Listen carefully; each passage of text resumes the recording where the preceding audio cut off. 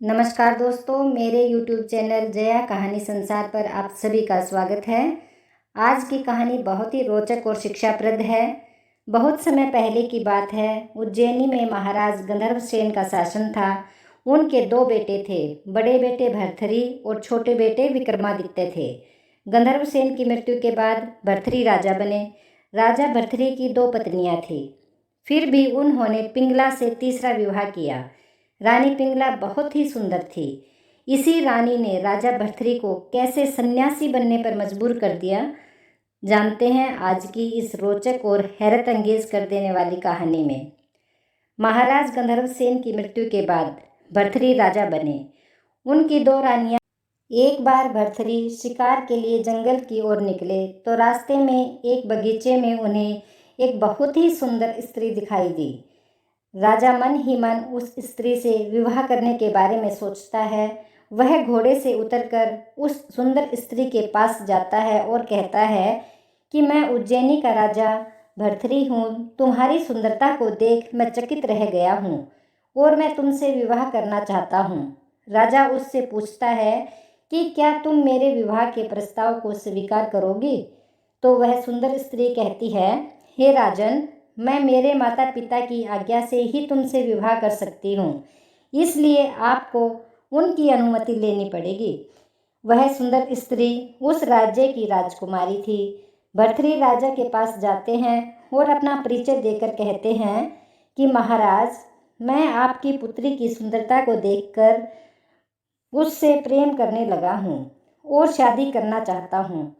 राजा कुछ देर सोच विचार करता है और बाद में पुत्री की शादी के लिए हाँ कर देता है और धूमधाम से राजा भर्तृहरि और पिंगला का विवाह हो जाता है।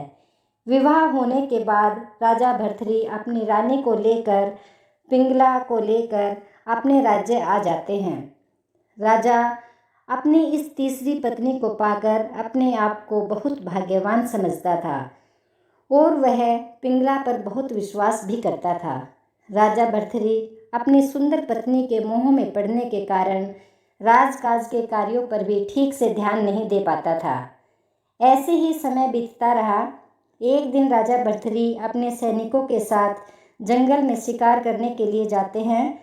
वहाँ वह तीर से एक हिरण को घायल कर देते हैं। हिरण के बहते खून को देखकर राजा भर्तृहरि के मन में एक ख्याल आया कि क्यों न आज मैं पिंगला की परीक्षा लेकर देखूं कि जितना प्यार मैं उससे करता हूँ, क्या पिंगला भी मुझसे करती है। यह सोचकर राजा भर्तृहरि एक सैनिक को बुलाते हैं और कहते हैं, हे सैनिक, मैं तुम्हें खून से सने अपने कपड़े देता हूँ। तुम इन्हें रानी पिंगला के पास ले जाओ। उनसे कहो कि जंगल में महाराज को एक शेर ने मार दिया है।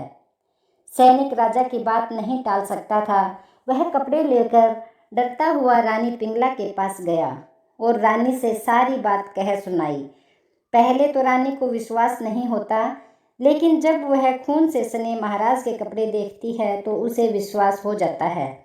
रानी को बहुत बड़ा सदमा लगता है और उसी क्षण रानी पिंगला की मृत्यु हो जाती है। रानी की मृत्यु का समाचार पाकर राजा भर्तृहरि महल में लौट आए और सोचते हैं कि मेरी पत्नी कितनी अच्छी थी, वह मुझसे कितना प्रेम करती थी। काश मैंने उसकी परीक्षा ना ली होती तो आज वह जिंदा होती। राजा बहुत दुखी हो रहा था। उसी समय महल में गुरु गोरखनाथ जी का आगमन हुआ। वह राजा से पूछते हैं कि हे राजन, तुम क्यों रो रहे हो?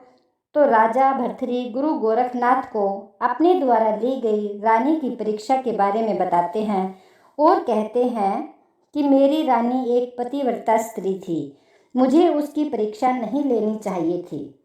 राजा भर्तृहरि गुरु गोरखनाथ जी से कहते हैं कि हे महात्मा, अब तुम ही कुछ कर सकते हो और मेरी रानी को जिंदा कर सकते हो। गोरखनाथ जी कहते हैं, राजन, अब तुम्हारी रानी जिंदा नहीं हो सकती, वह मर चुकी है। लेकिन राजा भर्तृहरि बार बार गोरखनाथ जी से प्रार्थना करते हैं तो गोरखनाथ जी कहते हैं, ठीक है राजन, मैं तुम्हारी रानी को जिंदा कर दूंगा, लेकिन मेरी एक शर्त है कि तुम्हारे राज्य में कोई भी व्यक्ति मेरे इस टूटे हुए कमंडल को पहले जैसा बना दे तो मैं रानी को जीवित कर दूंगा। गोरखनाथ जी की बात सुनकर राजा बहुत खुश हो जाते हैं और राज्य के सभी कारीगरों को बुलाकर गुरुजी के जैसा कमंडल बनाने का आदेश देते हैं और ऐसा करने वाले को इनाम देने की भी घोषणा करते हैं। लेकिन कोई भी गुरुजी के कमंडल जैसा कमंडल नहीं बना पाते। यह देखकर राजा भर्तृहरि गोरखनाथ जी के चरणों में गिर पड़ते और कहते हैं, गुरुजी, हम आपकी शर्त पूरी नहीं कर पाए, लेकिन मेरी आपसे विनती है कि आप मेरी रानी को जिंदा कर दीजिए। राजा के बार बार प्रार्थना करने पर गोरखनाथ जी ने रानी को जिंदा कर दिया और वहां से चले गए। रानी को दोबारा जिंदा पाकर राजा बहुत खुश हो जाता है और अब उस पर पहले से भी ज़्यादा भरोसा करने लगता है और राजकाज छोड़कर वह सारा दिन रानी के साथ ही रहने लगा। राजा का छोटा भाई विक्रम यह सब देखकर बहुत चिंतित था। उसने अपने बड़े भाई को कई बार समझाने की कोशिश की कि उसे स्त्री मोह छोड़कर अपना राजधर्म निभाना चाहिए, लेकिन राजा भर्तृहरि पर उसका कोई असर नहीं हुआ। एक रात विक्रम महल में घूमते हुए अस्तबल की ओर चला जाता है। अस्तबल में एक घोड़ा कम था। विक्रम घोड़ों का ध्यान रखने वाले सैनिक से पूछता है तो सैनिक हिचकिचाते हुए कहता है, महाराज, मैं आपसे झूठ नहीं बोलूँगा। हमारी महारानी प्रतिदिन देर रात को आती हैं और इनमें से एक घोड़े पर बैठकर कहीं चली जाती हैं और फिर वह सुबह वापस आकर घोड़े को यहाँ छोड़कर महल में चली जाती हैं। विक्रम यह सुनकर आश्चर्यचकित रह जाता है और सोचता है कि इतनी देर रात मेरी भाभी कहाँ जाती है। विक्रम सैनिक से कहता है कि आज रात तुम्हारी जगह मैं घोड़ों की रखवाली करूँगा, तुम यहाँ मत आना। अगली रात विक्रम अस्तबल में रखवाली करने लगा। जैसे ही गहन रात्रि हुई, उसकी भाभी आती है और उनमें से एक फुर्तीला घोड़ा चुनकर उस पर बैठकर जाने लगती हैं, तो विक्रम उसे रोक लेता है। इससे रानी क्रोधित होती है। विक्रम उसकी परवाह किए बगैर कहता है कि आप मुझे यह बताओ कि आप इतनी रात को किससे मिलने जा रही हो। यह सुनकर रानी हड़बड़ा जाती है और वह कोई उत्तर नहीं देती और घोड़े से उतरकर वह वापस महल में जाकर सो जाती है। विक्रम को विश्वास हो जाता है कि यह उसके भाई को धोखा दे रही है। उधर रानी सोचती है कि आज विक्रम ने मुझे पकड़ लिया है और सुबह होते ही वह महाराज को सारी बातें बता देगा। रानी सोचती है कि वह महाराज को कुछ बताए, उससे पहले मुझे कुछ ऐसा करना चाहिए कि देवर की बातों का उसके पति पर कोई भी असर ना पड़े। यह सोचकर वह क्रिया चरित्र को दिखाने में लगती है। राजा भर्तृहरि के उठने से पहले ही वह अपने बालों को खोलकर जमीन पर बैठकर जोर जोर से रोने लगती है। तो राजा भर्तृहरि उससे पूछते हैं, हे प्रिय, तुम क्यों रो रही हो? तुम्हारे साथ क्या हुआ है? तो रानी पिंगला बड़ी ही चालाकी से आंसू बहाते हुए कहती है, हे राजन, मैं कैसे बताऊं कि आज तुम्हारे छोटे भाई विक्रम ने मेरी इज्जत पर हाथ डाला है। क्योंकि राजा उस पर पूर्ण विश्वास करता था, इसलिए उसे रानी की इस बात का भी विश्वास हो जाता है। राजा भर्तृहरि अपने छोटे भाई विक्रम को बुलाता है और भरी सभा में उसको खूब डांटता है। राजा भर्तृहरि कहता है कि तुमने अपनी माँ समान पतिव्रता भाभी का अपमान किया है। वह उसे मृत्युदंड तो नहीं देता, लेकिन उसे राज्य छोड़कर जाने का आदेश दे देता है। विक्रम अपने बड़े भाई का आदेश मानकर राज्य छोड़कर दूर चला जाता है, लेकिन जाते जाते वह अपने भाई से कहता है कि मैं यहाँ से जा तो रहा हूँ, लेकिन तुम अपनी जिस पत्नी से इतना मोह दिखा रहे हो, उससे बचकर रहना। विक्रम के जाने के बाद अब रानी को कोई भय नहीं था। वह उस रात उसी पुरुष से मिलने के लिए जाती है और उससे कहती है कि अब मैं हर रोज़ यहाँ मिलने नहीं आ सकती हूँ। तुम एक काम करो, कल राजमहल आ जाओ और मेरे पति से महल में कोई नौकरी मांग लो। इससे तुम महल में ही रहने लगोगे।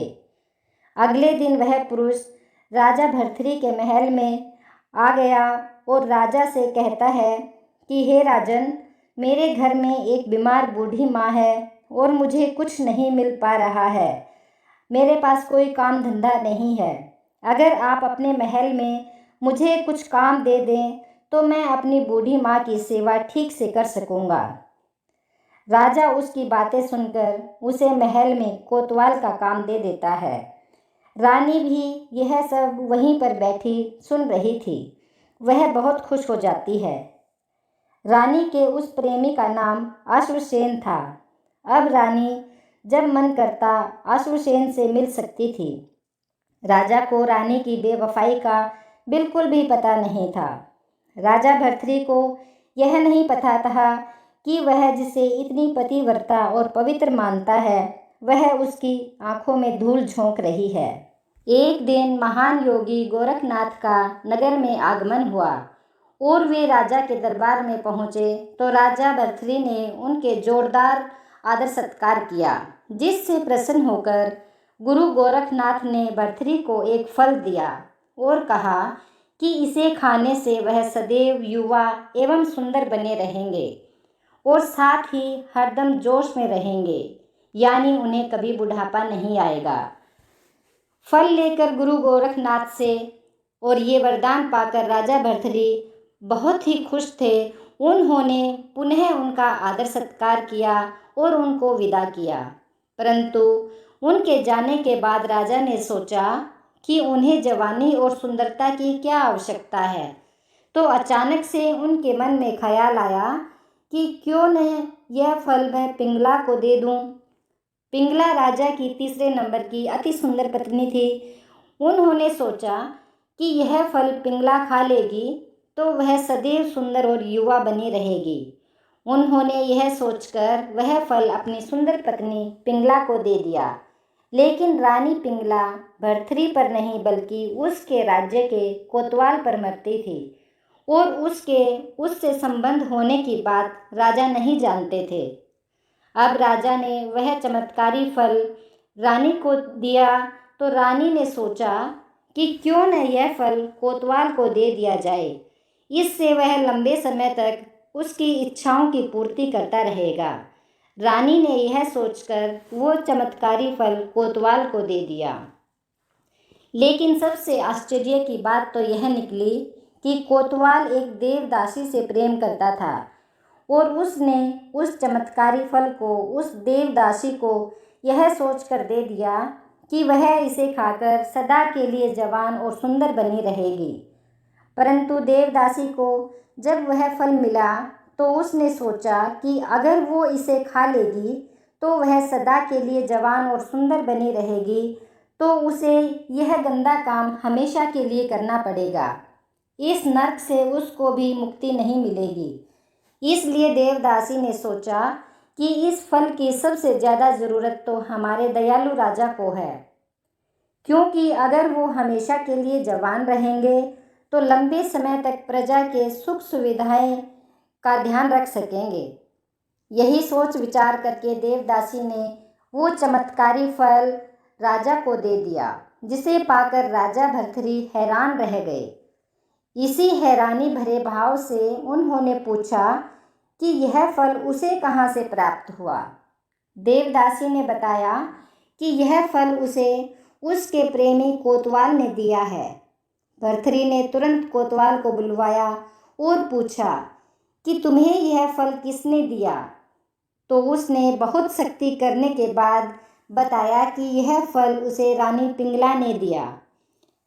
इस सच को सुनकर राजा दंग रह गए, जैसे उनके पैरों तले की जमीन खिसक गई हो। अब वे सारा माजरा समझ गए कि रानी पिंगला उन्हें धोखा दे रही है। अपनी प्रिय पत्नी के धोखे से भर्तृहरि के मन में वैराग्य उत्पन्न हो गया। राजा भर्तृहरि अपने छोटे भाई विक्रमादित्य को वापस राज्य में बुलाते हैं और वे अपना संपूर्ण राज्य विक्रमादित्य को सौंपकर उज्जैन की एक गुफा में तपस्या करने के लिए चले जाते हैं। कहा जाता है कि भर्तृहरि ने 12 वर्षों तक इस गुफा में तपस्या की। कहते हैं कि असल में यह सारी गुरु गोरखनाथ जी की ही लीला थी। राजा भर्तृहरि ने कई सारे ग्रंथ लिखे थे, जिनमें वैराग्य शतक, श्रृंगार शतक और नीति शतक काफ़ी चर्चित हैं। उज्जैन में भर्तृहरि या भर्तृहरि की गुफा एक शहर के बाहर सुनसान क्षेत्र में स्थित है, जिसके पास ही क्षिप्रा नदी है। यहाँ पर एक गुफा और है जो कि पहली गुफा से छोटी है। कहते हैं कि यह गुफा राजा भर्तृहरि के भतीजे गोपीचंद की है। गुफा में राजा भर्तृहरि की एक प्रतिमा स्थापित की गई है।